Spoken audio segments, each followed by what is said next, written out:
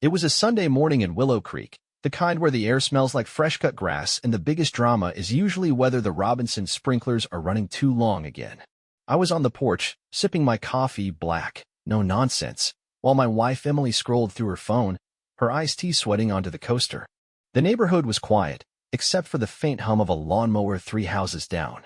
Then, out of nowhere, a black SUV screeched to a halt right in front of our driveway, tires smoking like it was auditioning for a Fast and Furious sequel. 3 guys in vests jumped out, yelling HOA compliance enforcement, as they charged up our lawn. Before I could even process what was happening, they grabbed Emily off the swing, her phone still in hand, and dragged her toward the vehicle. But here's the kicker, she didn't scream, didn't flail. She just looked back at me, calm as ever, and winked. That's when I knew. I didn't really know my wife at all. Hey, if you're already hooked, drop a comment below and let me know. What would you do if your spouse got hauled off by some HOA goons? Stick around, because this story's about to get wild. So, let's back up a sec. I'm Josh Parker, just your average guy living in Willow Creek, a tidy little suburb outside Raleigh, North Carolina. We've got 87 houses here, all with matching mailboxes and lawns mowed to exactly 2.5 inches, HOA rules, of course. Emily and I moved in 3 years ago, drawn by the promise of good schools and a quiet life. She's the kind of person who keeps everything steady, teaches yoga on weekends, grows basil in our backyard, fixes the Wi-Fi when it glitches out. Me? I'm an accountant, numbers are my thing, not chaos. Our biggest fight was over whether to paint the shed sage green or slate gray. Sage 1. Life was predictable, until that SUV showed up. The moment those doors slammed shut and the vehicle peeled out, I was on my feet, heart pounding like I'd just run a 5K.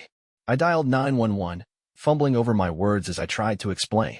My wife's been taken, black SUV, HOA enforcement. What the hell is happening? The dispatcher, a woman with a slow southern drawl, paused when I mentioned the HOA. Sir, she said, her tone shifting, we've had reports of impersonators in your area. Stay put. Officers are coming. Impersonators? My mind raced. Who pretends to be HOA cops? And why didn't Emily fight back? That wink, it wasn't fear. It was intentional. I stumbled back inside, hand shaking, and that's when I saw it, a blinking light on our smart thermostat, one I'd never noticed before. I tapped it, half expecting it to adjust the AC, but instead, a panel slid open behind the living room TV. I nearly dropped my coffee. Inside was a metal box, already unlocked, with a laptop, a burner phone, and an envelope with my name in Emily's neat handwriting. My stomach flipped as I tore it open. Josh, it read, if you're seeing this, I've been taken. Don't freak out, it's part of the plan. I'm CIA, retired, sort of. Willow Creek's HOA is a front for something big. Trust no one, especially Karen. I'll explain soon. CIA? Karen? My knees buckled. Karen Thompson, our HOA president, was the queen of petty tyranny, $50 fines for unapproved flower pots, lectures about curb appeal like it was a religion. But a criminal mastermind? And Emily, my Emily, a spy? I flipped on the laptop. It booted straight to a CIA portal. No password needed, just my face staring back from the webcam. A file popped up, Operation Law and Order. I clicked, and there it was, surveillance pics of Karen meeting shady guys in parking lots, bank records showing HOA dues funneled to fake landscaping companies, and a map of our neighborhood with red pins on half the houses, including ours. Across town, Karen was probably sipping her chamomile tea, plotting her next move, oblivious that I was on to her, or so I hoped. Meanwhile, I was sweating through my t-shirt, wondering how my life turned into a spy movie overnight. The burner phone buzzed. I answered, and a woman's voice said, Mr. Parker? This is Lauren, Emily's unit. She's safe, we're tracking her. Help's coming. I croaked out, what's Karen doing? Lauren's tone darkened. She's not just HOA. She's running a money laundering ring through suburban fees. Emily volunteered to go undercover here. Stay sharp. I hung up, staring out the window. Karen's house was 2 blocks over, her perfect hydrangeas mocking me. Then I saw her, standing on my lawn, clipboard in hand, smiling like she knew something I didn't. Josh, she called, we need to chat about Emily's garden violations. My blood ran cold. This wasn't about basil. This was war. I stood there, frozen, coffee mug trembling in my hand as Karen waved her clipboard like it was a scepter of suburban doom. Her smile was all teeth, sharp and fake, The kind you'd see on a used car salesman who knows the engine's about to blow. "Josh, sweetie," she chirped, her voice dripping with honeyed venom. "Emily's basil patch is 3 inches too close to the property line. We can't have that, can we?" My heart slammed against my ribs. Basil? Basil. My wife had just been snatched by fake HOA goons, and this woman was standing on my lawn yapping about herbs like it was normal. I wanted to scream, to grab that clipboard and snap it over my knee, but Emily's letter burned in my mind. Trust no one, especially Karen. So I swallowed the fire in my throat, forced a grin, and said, "Yeah, Karen, I'll get right on that." She nodded, satisfied, and sashayed back to her golf cart. Yes, she drives a golf cart, because of course she does, leaving me to wonder how I'd married a spy and missed the memo. Inside, I slammed the door so hard the picture frames rattled, my breath coming in jagged bursts. I tore back to the laptop, the CIA portal glowing like some forbidden artifact. The Operation Law and Order file was still open, and I scrolled through it like a man possessed. There were photos. Karen handing envelopes to guys in hoodies behind the Dunkin' Donuts on Route 54, Karen signing off on invoices for Premium Turf Solutions, a company that didn't exist when I Googled it.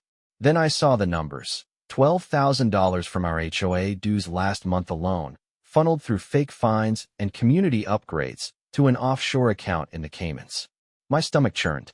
I'd paid $75 last spring because our mailbox was insufficiently reflective. That cash wasn't fixing potholes, it was funding crime. I felt betrayed, not just by Karen, but by the whole damn neighborhood I'd called home. Meanwhile, 2 miles away at the Willow Creek clubhouse, Karen was probably sipping her tea, flipping through her binder of lies, oblivious, or maybe not, that I was peeling back her perfect little world.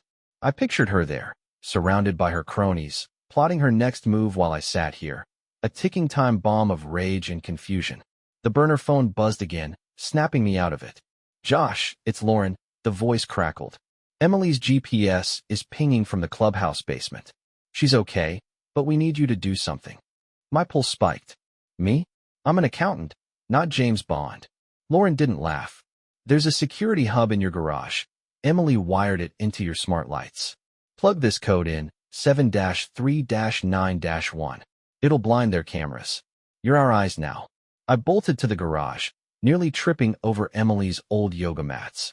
The smart light panel was tucked behind a shelf of paint cans. How had I never noticed this? My hands shook as I punched in the code. The screen flashed green, and I imagined cameras across Willow Creek going dark, Karen's goons scrambling like ants in a kicked nest. I felt a surge of adrenaline, like I'd just hacked the Pentagon instead of my own Wi-Fi. But then I heard it. A knock at the front door, sharp and insistent. My chest tightened. I crept to the peephole and saw Mike, our grumpy next-door neighbor who once reported my dog for barking at a squirrel.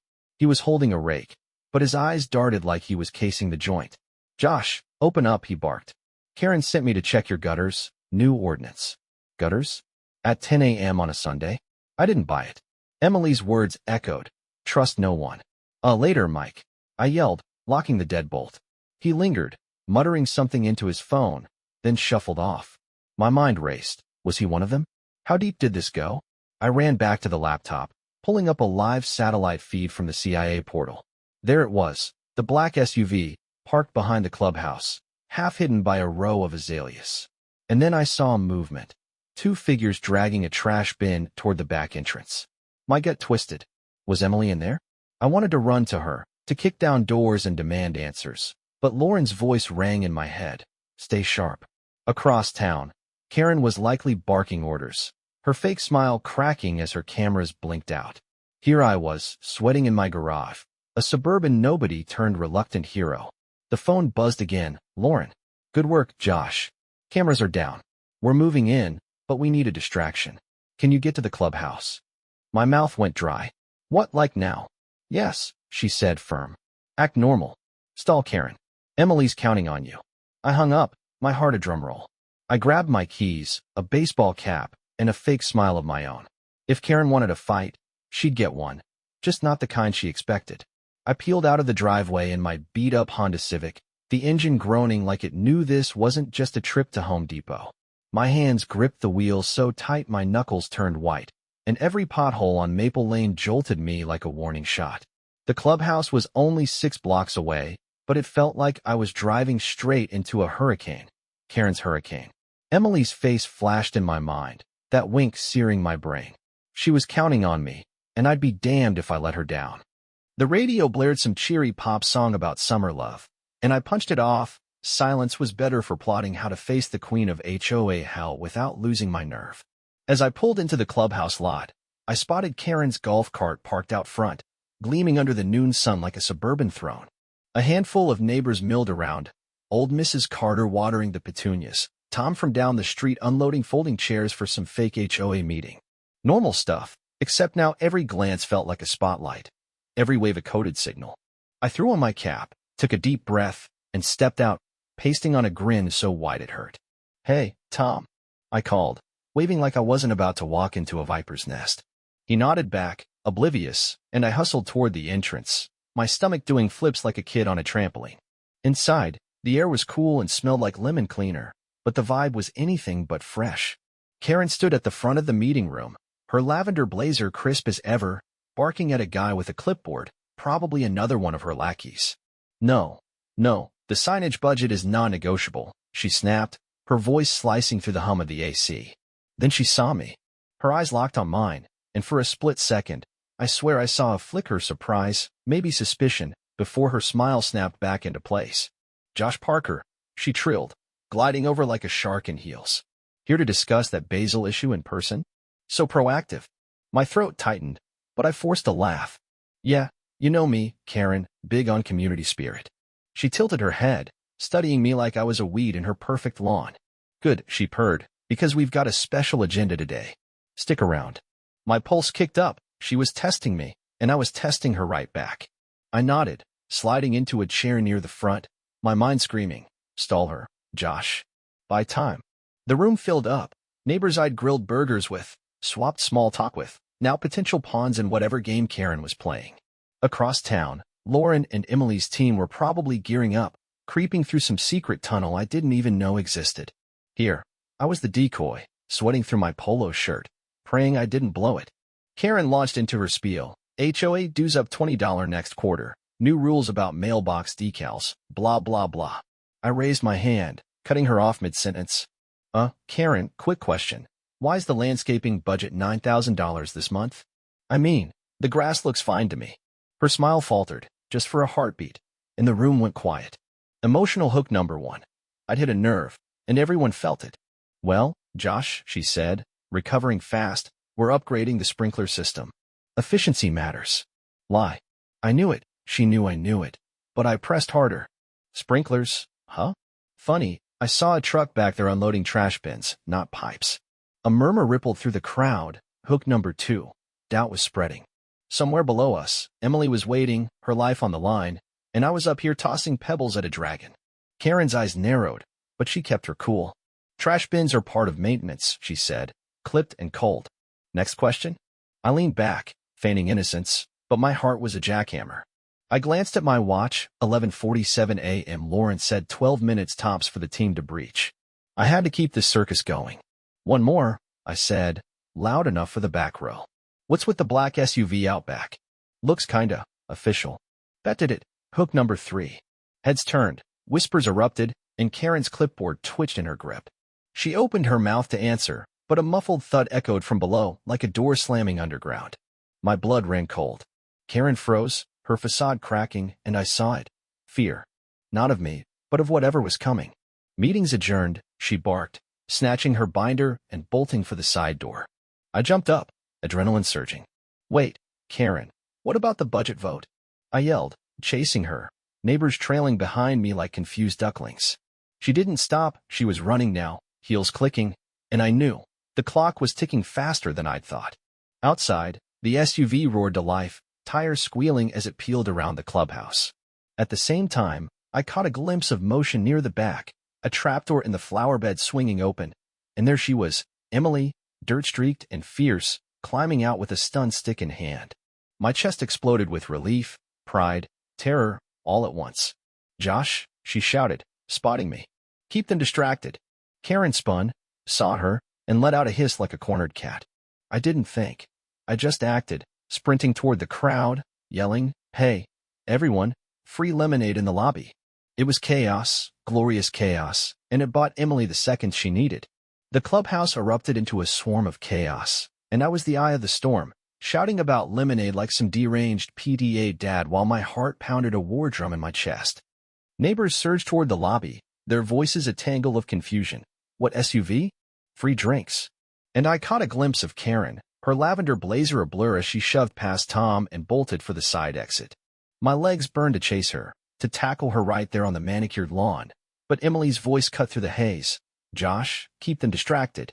She was alive, dirty, fierce, and alive, and that lit a fire in me hotter than a July barbecue. I spun back to the crowd, waving my arms like a traffic cop on caffeine. "Hey, folks, lemonade's iced, grab some before it's gone." It was nonsense, but it worked. Half the room shuffled off, giving Emily her window. Out back, Emily vaulted from that trapdoor like a superhero, her yoga pants smeared with mud, stun stick crackling in her hand. She locked eyes with Karen, who'd skidded to a halt near the azalea bushes, her clipboard slipping from her grip. "You," Karen spat, her voice venomous, "you're done meddling."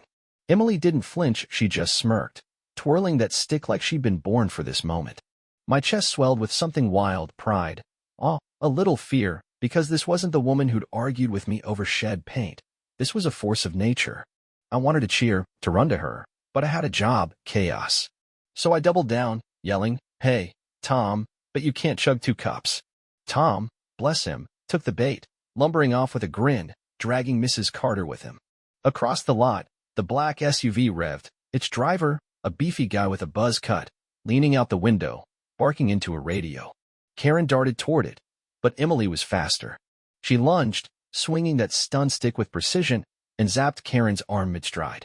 Karen yelped, stumbling into the bushes, her perfect hair unraveling like her whole scheme. I froze, caught between the lobby madness and the showdown outside, my breath hitching. Emily didn't stop. She grabbed Karen's wrist, twisting it just enough to make her drop to her knees. "Game's up, Karina," Emily said, her voice low and lethal. "Karina?" My jaw dropped. Karen wasn't even Karen? Inside, the crowd was a mess, half slurping imaginary lemonade, half peering out the windows, whispering about the crazy lady with a stick. I bolted to the glass doors, pressing my face against them, watching Emily zip-tie Karen's hands like she'd done it 1,000 times. The SUV screeched forward, but then bam, a pickup truck roared into the lot, cutting it off. Out hopped Lauren, all business in a black jacket, flanked by 2 guys in landscaper vests who didn't look like they'd ever touched a lawnmower. "Federal agents," Lauren shouted, badge flashing. "Stand down." The driver hesitated, then gunned it, right into a row of trash cans, crashing with a clang that echoed across Willow Creek. My knees wobbled, relief crashed over me like a tidal wave. Emily was safe, Karen was down, and I'd somehow survived this circus. But then Lauren waved me over, her face tight. "Josh, we're not done. Get over here." I jogged out, adrenaline still buzzing, and reached Emily just as she yanked Karen to her feet. Up close, I saw it. Karen's mask was gone, her eyes wild with fury, but also defeat. "You idiot," she hissed at me. "You have no idea what you've stepped into." I smirked, couldn't help it. "Pretty sure I just stepped into your worst day, Karina." Emily caught my eye, her lips twitching into a grin, our first real moment since that wink. "Nice work, babe," she said, soft but proud, and my heart did a somersault. I wanted to hug her, to demand every secret she'd ever kept, but Lauren cut in. "Sentimental later, folks. We've got cleanup." She nodded toward the clubhouse, where neighbors were spilling out, phones up, filming the wreckage. My stomach flipped. How do you explain this to Willow Creek? But Emily squeezed my arm, steady as ever. "We'll figure it out," she whispered, and I believed her. Meanwhile, 2 streets over, Mike, the gutter-checking neighbor, was pacing his porch, muttering into his phone again. I'd clocked him earlier, and now it hit me. He wasn't just nosy. He was involved. Lauren followed my gaze, her jaw tightening. "We'll sweep the block," she said. Emily's intel flagged a few players. Intel? My wife had been spying on our neighbors while I was balancing checkbooks? I felt a pang, hurt, maybe jealousy, but then I saw Karen, cuffed and glaring, and it melted into something fiercer, respect. The feds swarmed, hauling Karen to a van, not the black one, which was now a dented mess, and I stood there, dazed, as Emily briefed Lauren. She's been laundering through HOA fines for years, Emily said. Offshore accounts, fake contractors, the works. Lauren nodded, then turned to me. Josh, you're a civilian, but you're in this now. Stick close. In this? I just wanted my wife back, not a front row seat to a sting operation. But as the crowd gawked and sirens wailed in the distance, I realized there was no going back to sage green sheds and quiet Sundays. Not yet. Karen's golf cart sat abandoned, a sad little symbol of her reign's end. I kicked its tire, petty, sure, but it felt good. Emily sidled up, dirt still smudged on her cheek. You okay? She asked, searching my face. Yeah, I lied, then softened. No, but I will be. You. She nodded, but her eyes flicked to the horizon. Something was still out there, unfinished. And as the feds cordoned off the lot, I knew she was right. This wasn't over. Not by a long shot. The clubhouse parking lot buzzed like a kick beehive, feds barking orders, neighbors snapping pics, and that dented SUV sitting there like a monument to Karen's downfall. I stood next to Emily, her hand brushing mine, grounding me in the madness. Her dirt-streaked face was calm, but her eyes were sharp, scanning the crowd like she was still on duty. My head spun. My wife, the yoga queen of Willow Creek, had just taken down a laundering empire with a stun stick and a zip tie, and I'd somehow played wingman with a fake lemonade ploy. I wanted to laugh, cry, maybe both, but Lauren's voice snapped me back. Josh, Emily, we've got loose ends. Mike's a person of interest, stay alert. Mike? The guy who'd grumbled about my gutters? My stomach twisted. He'd been too close, too pushy. This wasn't over. Emily squeezed my hand, her touch a quiet promise, then turned to Lauren. I'll brief the team. Josh can rally the neighbors. Rally? Me? I opened my mouth to protest. I'm no leader. I'm the guy who forgets trash day. But she shot me a look, fierce and trusting. You've got this, she said, and damn if that didn't light a spark in me. I nodded, swallowing hard, and watched her jog off with Lauren, disappearing into a huddle of agents near the vans. Alone now, I faced the crowd, 50-plus faces I'd known for years, all staring at me like I'd grown a second head. My palms sweated. Time to step up. Hey, everyone, I yelled, climbing onto a picnic table, my voice cracking like a teenager's. You saw what happened. Karen's gone, but this isn't done. We've been scammed, all of us. HOA dues, fines, our money's been funding her mess. A gasp rippled through them, and I saw it, anger flickering in Mrs. Carter's eyes, Tom clenching his fists. Emotional hook one. Betrayal hits home. They're not stopping. I pushed on, but we can. Together. Old Mr. Jenkins, who once raged about my porch light being too bright, stepped forward. I knew it, he growled. She fined me $30 for a birdhouse, said it was unapproved fauna. I want payback. The crowd murmured, nodding, hook two. Revenge was brewing.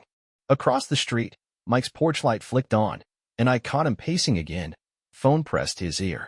My gut screamed. He's reporting in. At the same time, Emily and Lauren were underground. I pictured them mapping tunnels, plotting the next move, while I stood here, a suburban David against a Goliath I couldn't even see. Here's the plan, I said, improvising like my life depended on it. We turn Willow Creek into our turf.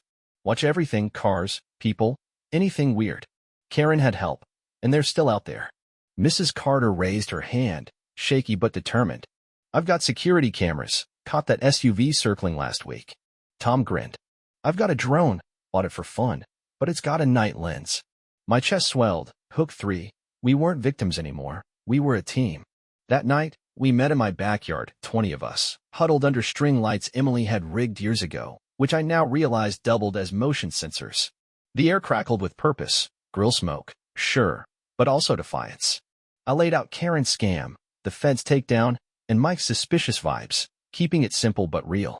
They thought we'd roll over, I said, voice steady now. They're wrong. Mr. Jenkins slammed his cane down. Damn right. I'm not losing another dime to those crooks. Sarah, the single mom from Oak Drive, chimed in. They fined me $40 for excessive chalk art. My kids drew hopscotch. Laughter mixed with outrage, and I felt it. We were united, raw, and ready. Meanwhile, Emily slipped back in, her presence electric. Team's got eyes on Mike, she whispered to me. He's linked to a shell company, low level, but sloppy. My jaw tightened, our neighbor, a cog in this machine. She handed me a tiny earpiece. Wear this. Lauren's looping you in. I popped it in, and Lauren's voice crackled through. Josh, we're tracking a signal from Mike's house. Keep the block locked down. Locked down? I glanced at my crew, retirees, parents, a landscaper named Dave with a hedge trimmer he swore could send a message. We weren't the CIA, but we had heart. By midnight, Willow Creek was a fortress. Tom's drone buzzed overhead, Mrs. Carter's cameras streamed to my phone, and the kids, God bless him, set up a walkie-talkie network with code words like squirrel alert for suspicious cars. I paced the porch, Emily beside me, her comm fueling my fire. You're good at this, she said, smirking. Told you. I grinned, but then the earpiece hissed. Josh, it's Lauren, Mike's moving. Black sedan, heading your way. My breath caught. Everyone, heads up. I shouted, and the neighborhood snapped to life. Lights flicked off, shadows shifted, eyes everywhere. The sedan rolled down Maple Lane, slow and deliberate, headlights off. My pulse raced. Fear, sure, but also fury. This was our street, our home. Dave hefted his trimmer, Sarah grabbed a flashlight, and Mr. Jenkins muttered, let him try. Emily squeezed my shoulder. We've got this, she said, and I believed her. The car stopped 2 houses down, Mike's place, and a figure stepped out, silhouetted against the street lamp. My earpiece crackled again. Josh, stall M, 2 minutes. 2 minutes? I glanced at my ragtag army, then at Emily, her eyes blazing. Let's give him a show, I said, and we moved as one. The black sedan idled under the street lamp, its engine a low growl cutting through the humid night air. My heart hammered so loud I swore they could hear it 2 blocks away, but I stood firm on the porch, Emily's hand steady on my back. Willow Creek was a battlefield now, silent, tense, alive with the eyes of neighbors peering from darkened windows. Dave gripped his hedge trimmer like a knight with a sword, Sarah's flashlight beam danced across the lawn, and Mr. Jenkins leaned on his cane, muttering curses about damn HOA rats. The figure stepped out of the car, tall, slicked-back hair, aviators glinting even in the dark, and I knew. This wasn't Mike. This was bigger. Lauren's voice hissed in my earpiece. Josh, that's Ted. New player, tied to Karen's network. Stall him. We're 90 seconds out. 90 seconds. I could do that. We could do that. Evening.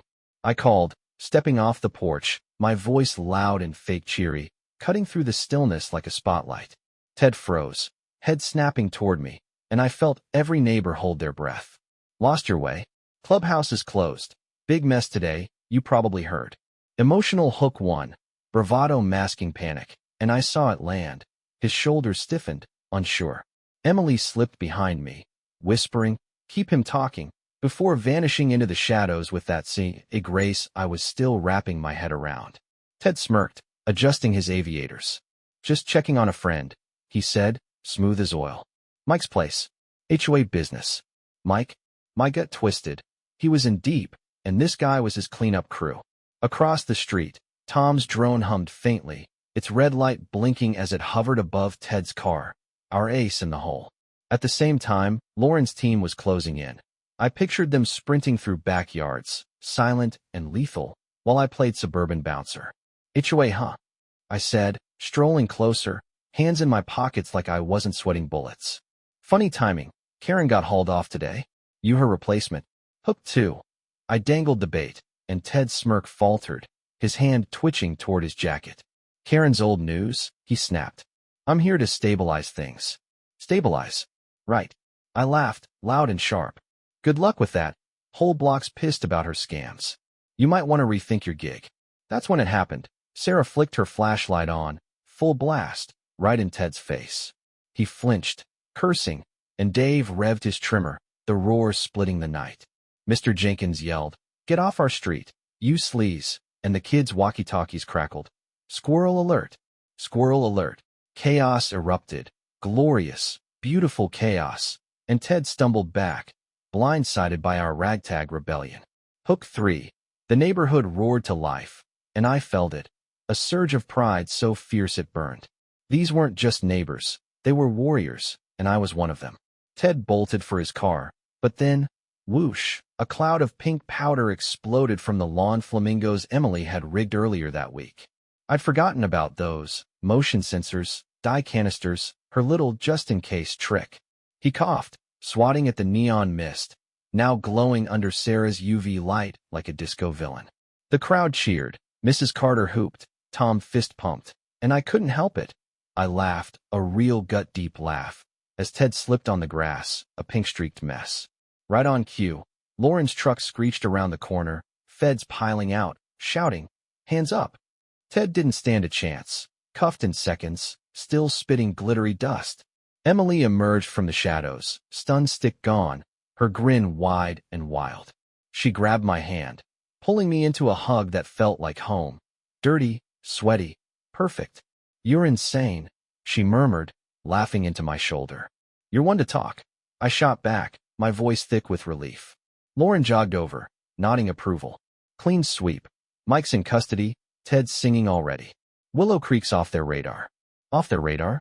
I looked at Emily, her eyes soft but sharp, and knew. She'd made this happen, from basil patches to flamingo traps. The next morning, the block threw a party, Liberation Lawn Day, we called it. No fines, no rules, just grills sizzling, kids racing scooters, and a disco ball Tom hung in his oak tree. I stood on the porch swing, Emily beside me, her iced tea back in hand like nothing had changed. But everything had. Neighbors waved at me like I was some hero, Mr. Jenkins slipped me a beer, and Sarah's kids crowned me with a flamingo-shaped hat. "You're HOA president now," she teased, and I groaned. But the cheers said it was real. Me, Josh Parker, ex-accountant, now suburban kingpin? I'd rewrite the charter. No goons, no scams, just us. Emily leaned in, whispering, "Proud of you, babe." My chest tightened. Love, gratitude, a little disbelief. "You're the badass," I said, and she winked. That wink again, promising more secrets, more fights, more us. A moving truck rumbled into the cul-de-sac, a woman in sunglasses stepping out, scanning the block like a hawk. Emily tensed, muttering, "New neighbor. We'll see." I smirked. "Flamingos ready?" She laughed, and we clinked glasses, the sun dipping low over a Willow Creek reborn. Write in the comments how you should have reacted to the kidnapping in the beginning. Give me a like if you did it right. Subscribe if you're ready for more wild rides. I've got stories, and you won't want to miss them. See you in the next installment.